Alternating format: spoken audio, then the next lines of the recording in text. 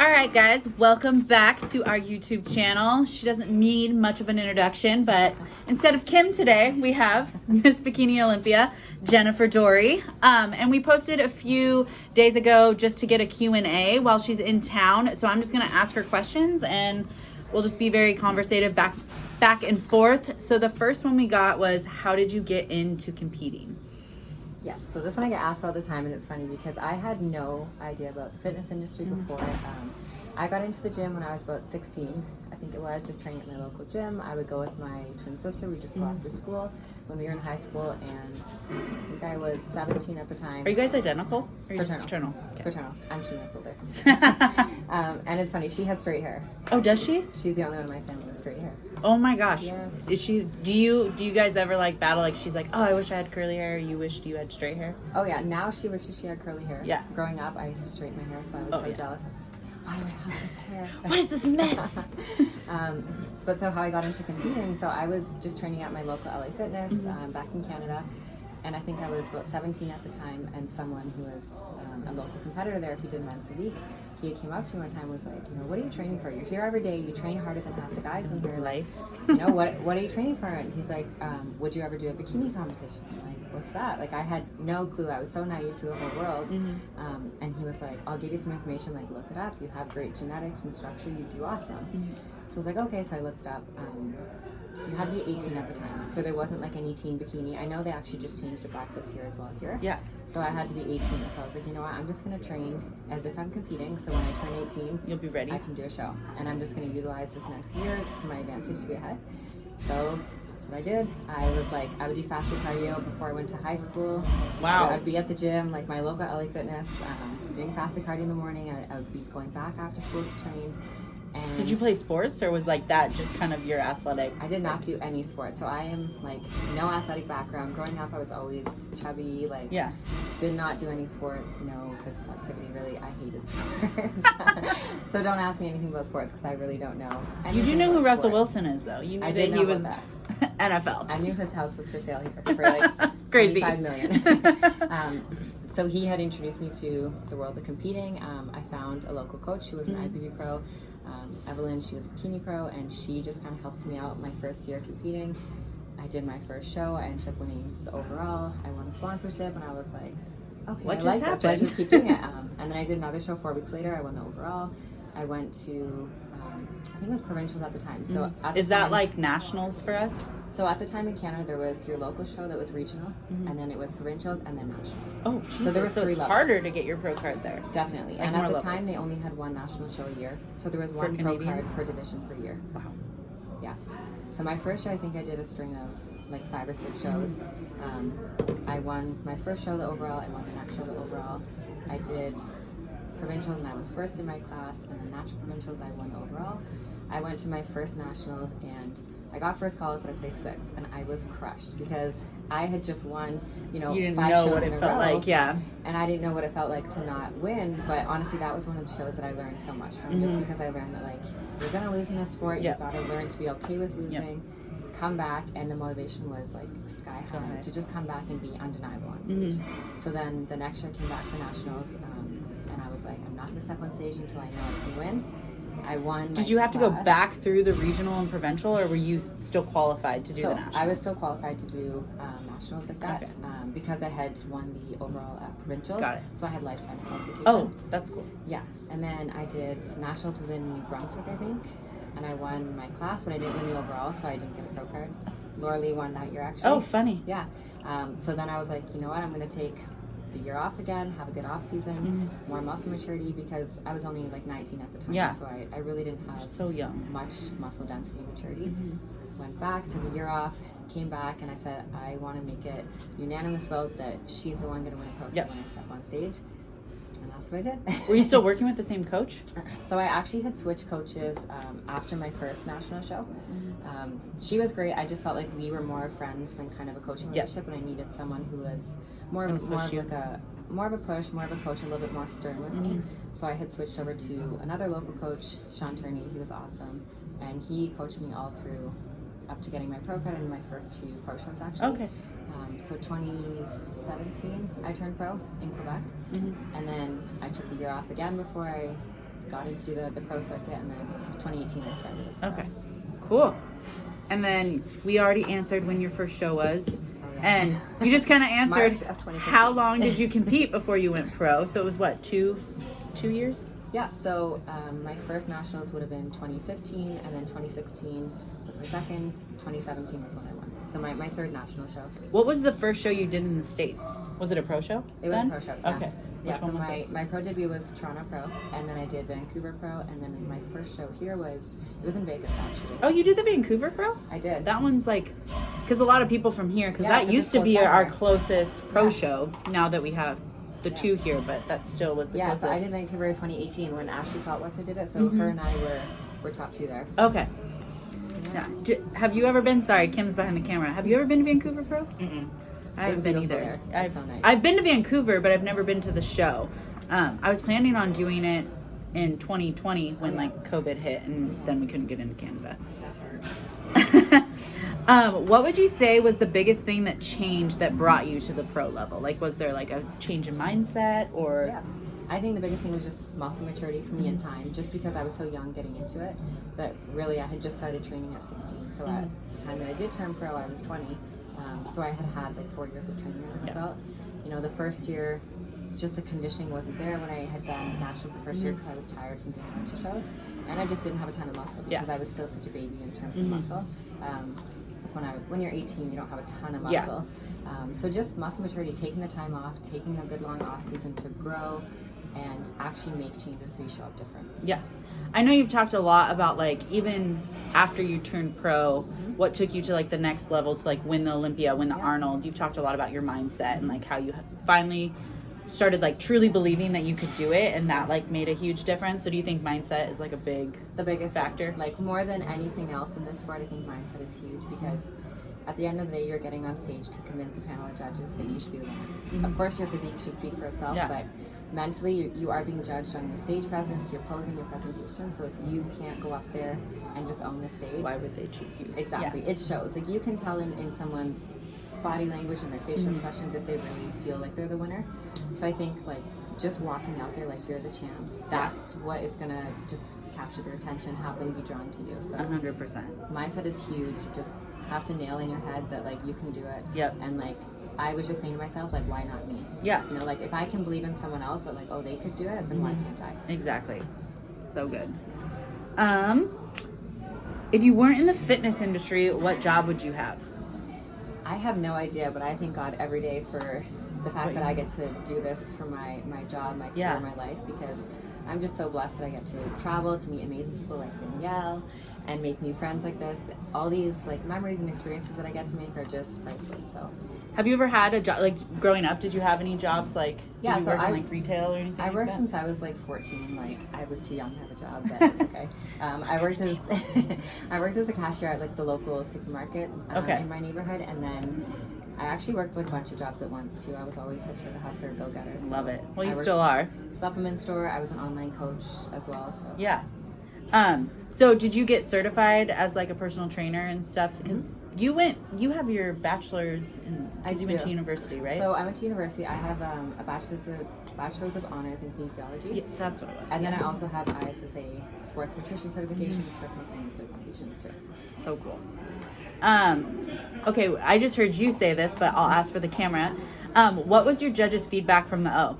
Yeah, so judges' feedback from the O, pretty much this year was just like really nailing the conditioning each show. For me, my first show is always not my best, just because it takes a long time. And honestly, for most females, it's like that, to really nail the conditioning in your lower half. It's like that little tiny bit that you need maybe a couple extra weeks. So every show was just like getting a little bit further with the conditioning, from Tampa to Nashville, Nashville to the Arnold to Olympia. So at the Olympia, it was just like a tiny bit, like the line on the side of my leg could be a little bit sharper. That I see right that, down. Like, right separation between your hamstring and your quad.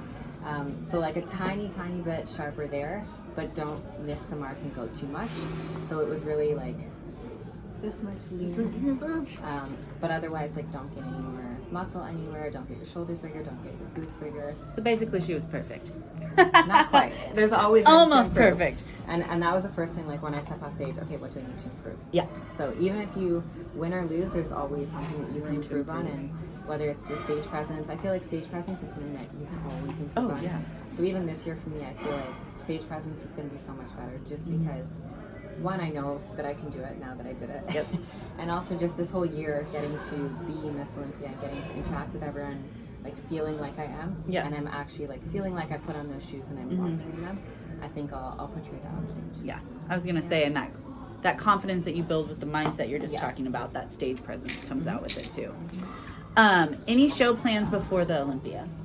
No show plans before the Olympia, just the Olympia.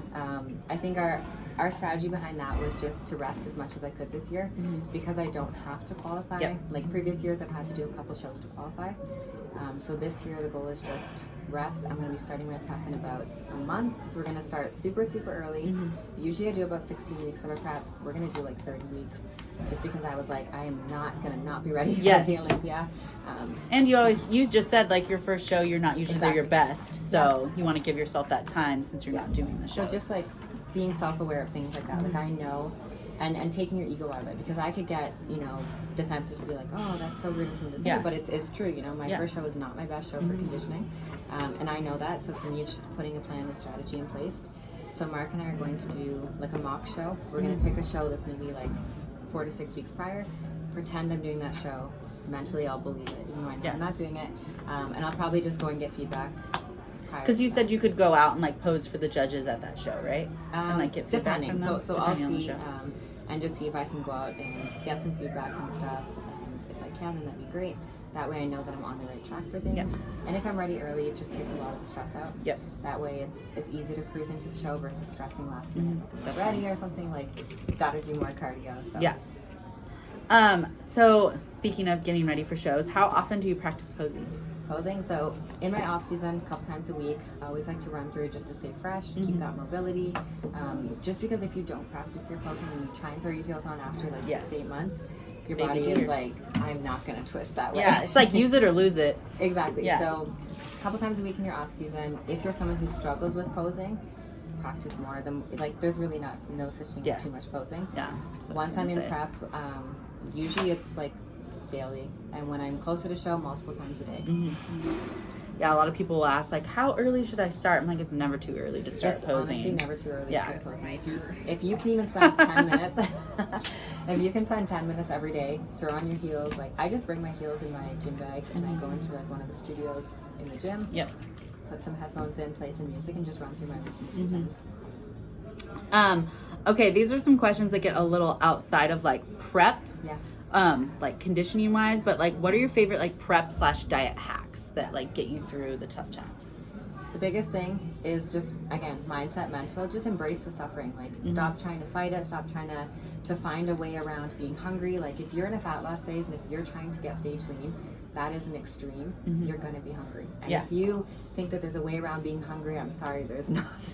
The easiest thing you can do is just embrace the fact that you're going to be hungry and know that hunger is part of what's going to get you to where you want to be. Like that's going to be conducive to the end goal. Yep. And once you know that this hunger and the tiredness and the fatigue is going to get you there, you can block it out. Well, and you said something during the seminar on Wednesday, like you should be grateful that you're able to be hungry, because there's like people that don't have that choice and they're hungry every day. Like you're making the choice. I always say that, like you have to remember that what we do is a privilege, and if you choose to be hungry, it's a choice. Yeah. No one's forcing you to do it.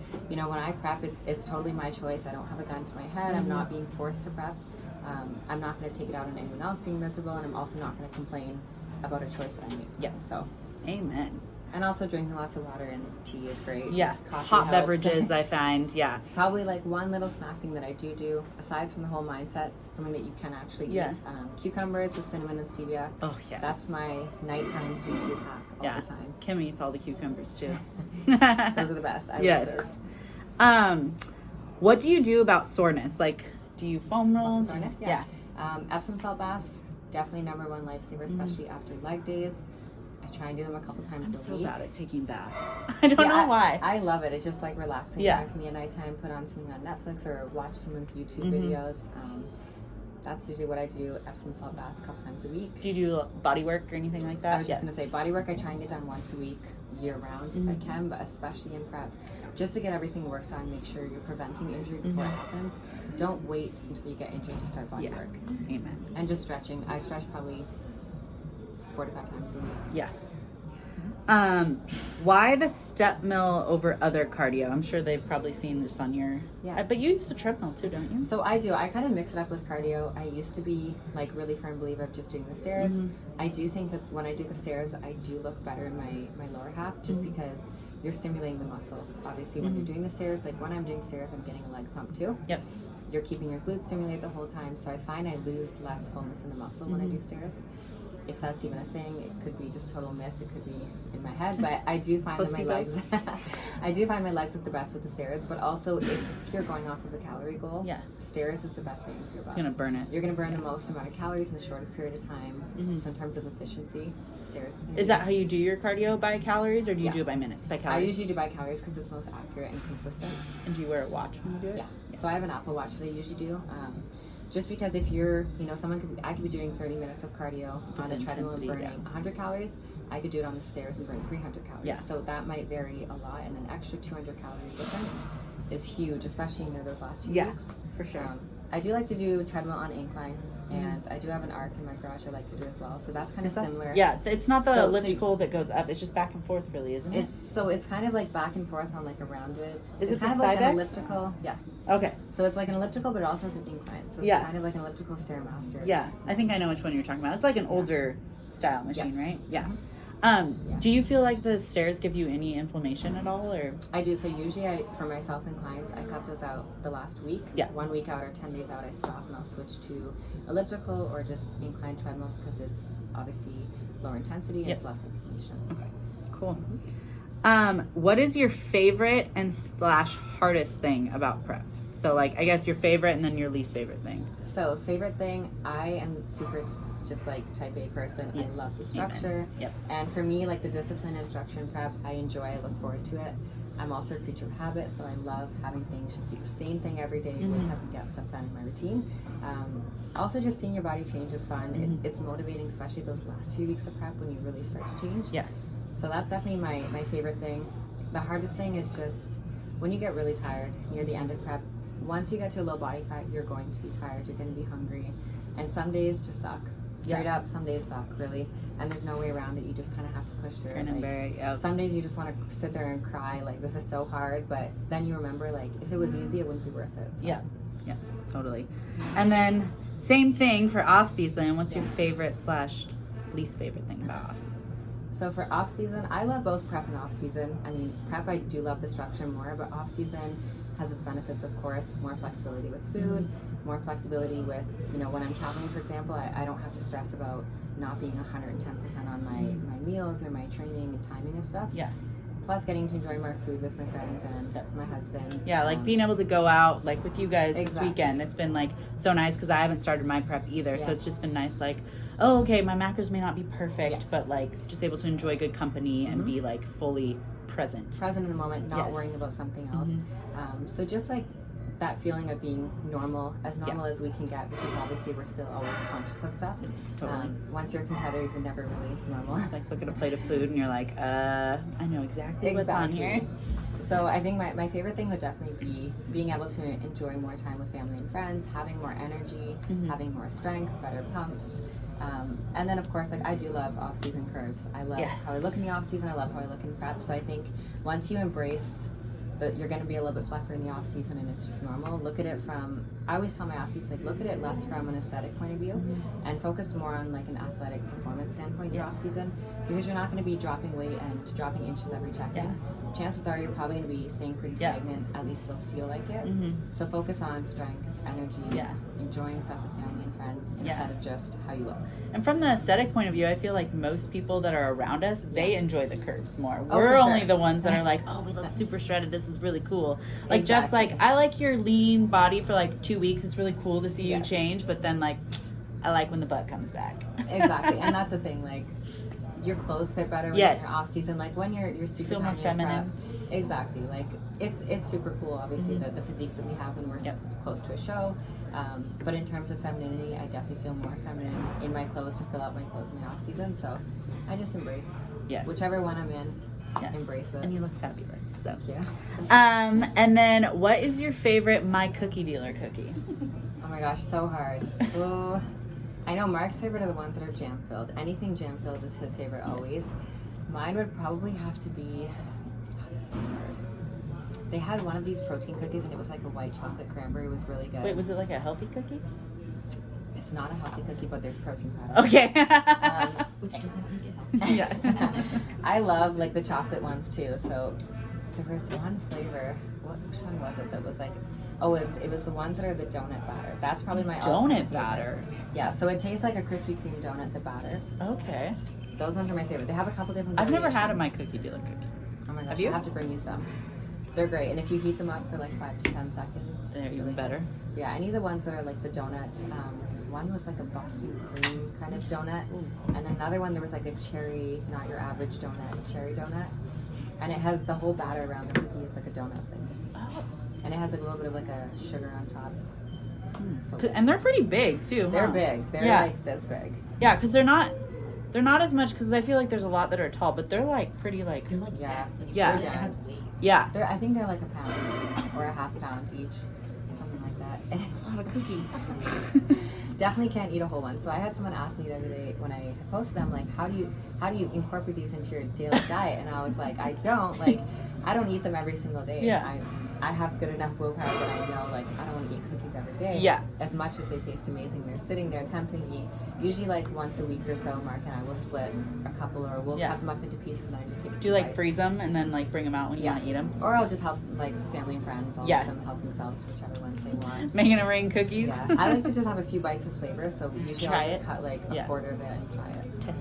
Taste test. Yeah, but I don't eat a whole one. Not at once. The last question we got is what hair products do you use? That's for a this very gorgeous hair? good question that I get asked very often. So usually what I like to do right now is Rizzo's Curl Cream. I get it at Target. Rizzo's? Rizzo's, R-I-Z-O. Okay. That's my Canadian saying Zed. Did you guys say Z here, right? Z, yeah, what do you Z? say? I say Zed. Zed. I It's a haven't heard Canadian that one. thing to say Zed. I've never, because I was telling you my best friend's from Canada. I've Yeah. never heard her say Zed. Yeah, so in the alphabet, it's Zed, not Z. Oh. Oh, that's so funny. Yeah. And I was like, what are you trying to say? Z. What is it? Z, Zed. So Rizzo's Curl Cream, and then the Diva Curl, I like their Archangel Gel. Okay. Yeah. And then do you just, like, do you let it air dry or do you do any, like, diffusing? Yeah, so usually or- what I do is when I'm in the shower, I put my shampoo on, as a normal person would, do Yeah. my conditioner, and then once the conditioner's in, I have like a paddle brush, and I just comb the conditioner through in the shower, and then I rinse it out, and then right out of the shower, when my hair is like dripping, soaking wet, Yeah. I put the curl cream, I rake it through, Okay. and then I do my gel. Same thing, rake it through, and then I use a Denman brush, and I'll just like comb the curls out to Okay. separate them, Yeah. and then scrunch it, and then usually I like to diffuse it. So then Do you I'll do the same diffuse thing it. for stage or do you do anything different? To like, Usually same thing for stage. So I find for me, my hair looks best after like 2 or 3 days. That's when it has the most volume. The first day it's a little bit flat, so I like to do it.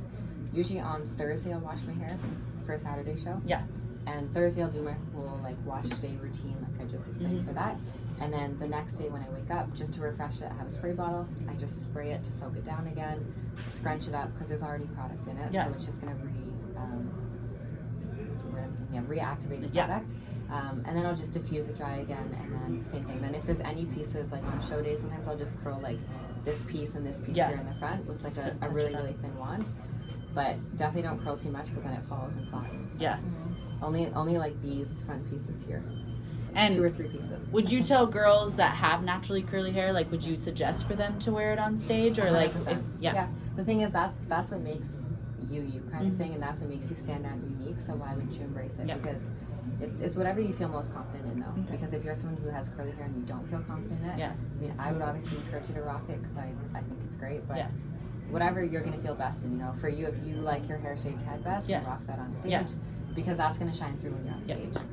Love that. But if you have curly hair, you might as well embrace it because it's rare. Not everyone has curly hair. Facts. And Trying to hold on to them. Exactly. and that's the thing, like that's when you see someone is with something that's different, like everyone It's on stage eye-catching. has like straightened hair, a loose wave, like the Victoria's Secret beach wave. So when you see something that's different, it catches your eye, Yep. like you just said. Love that. Those were all the questions that we got, but I was going to ask you just one last one because we do have a lot of people here that are kind of on a competitive journey or even just like a weight loss journey. What's like your biggest piece of advice to like reach those goals if they feel like the goals are a little out of reach or if like they feel like they've been working so hard and they're still not there? What's like your biggest piece of advice for someone? Biggest thing would just be remember that your journey is yours and not anyone else's. And sometimes we get caught up in like social media is hard, and also just seeing other people maybe even around you that they might have reached a goal faster than you did, but you just have to remember that your journey is like it's your own. The timing is going to be in your own divine timing. Like everything will happen as it's supposed to. Just focus on today. Like I have so many people who get overwhelmed, like, oh, I don't know if I'm going to be here in 12 weeks or this will take me 5 years. But I'm like, well, you're fast forwarding 5 years from now. That's way, way, way too far. Like right now, all you have is today, the present moment. So focus on what you have to do today. I tell my clients, like, check off all the boxes today. Cardio, training, diet, get all your meals in, and do everything you can today. Tomorrow, wake up, do it all over again, 1% better. I love it. Like, focus on today. Don't worry about tomorrow until tomorrow comes. Don't worry about 2 weeks from now until that comes. And that's really how you're going to get there. It's just like, if you think about it, like, you don't climb a mountain in one big step. It's a bunch of little steps, one after the other, and then eventually you turn around and you're like, damn, I just climbed this whole mountain. Look at this view. But you don't get up there in one big leap. So. Love it. Yeah. Do you have any questions while you're back there? That was really good. Yeah. No? I'm applying this to my prep right now, so that's good. Soak it yeah. all in. Yeah. Well, thank you so much, and we have enjoyed having you here. Like, It's been my pleasure. she's as So great much as fun. she seems, I swear. So And is she. if you guys are at Emerald Cup, well, this will go up way later. But thank you again for everything. Of course, and thank you guys for coming. having me and And hosting me. yeah, if you My guys have first any, time here in Seattle, and it's been a great time. it actually has barely rained, which I'm like, thank you, I thank told you, them Lord. I packed sunshine in my suitcase. Yes, so. I love it. If you guys have any other questions, go ahead and comment them below. But thank you guys for joining, and we'll see you next time.